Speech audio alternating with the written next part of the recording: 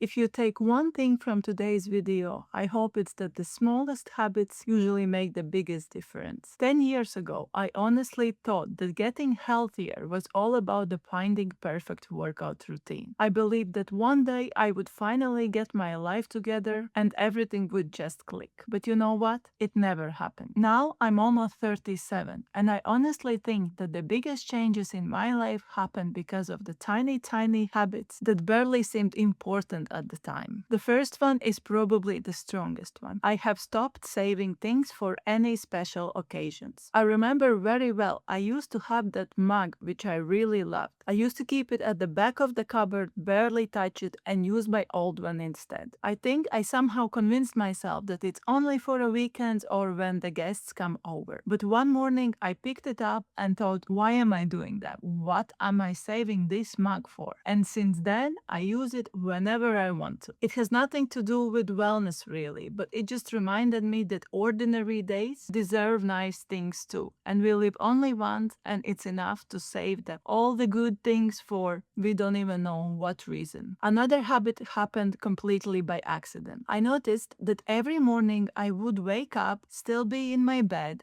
already with my phone in my hands, checking my emails, scrolling on social media before I even opened the curtains. And one morning it just hit me. I caught myself doing it again, and I thought, why am I doing this to myself? I haven't even looked outside yet, and I'm yet here in the bed with this phone in my hands and looking into the screen. Why am I doing this? Since then, it has changed. Now, every morning when I wake up, I get out of the bed, I go immediately to the window, I open curtains, I open the window, and I just look outside of the window. If I can, I take out my morning coffee in the garden or onto the balcony. If not, I would just stand by the window for like 5 minutes and sip on my coffee. It might sound like a silly thing, but it is so important to get that daylight, that sunlight first thing in the morning. It's so important for our bodies. Whenever I skipped it or I was too busy, I really feel that I'm not awake yet, foggy, I don't feel like I have a clear mind. So it really makes a big difference for me. Another thing is making healthy choices easier. This is such a random example, but I used to keep my trainers upstairs in a cupboard. And every time I thought I'll go for a quick walk, I fancy going outside and getting some sunlight, I would have to go upstairs, look for my trainers, look for my socks, get changed, and somehow I would always end up thinking I'll just go later. And most of the time, this later never came. Then one day I decided that let me try to keep my trainers at the front door. And now every time I do feel like going for a walk, my trainers are there ready for me, and I have no real reason or excuse not to go. And actually, it's funny because I haven't become more motivated person. I just made a change. I made a good choice to become an easy choice. Another habit that quietly changed my life was simplifying my skincare routine. I remember how my evening routines used to feel like a whole project. I used to have like 10 bottles. Each bottle had its own purpose,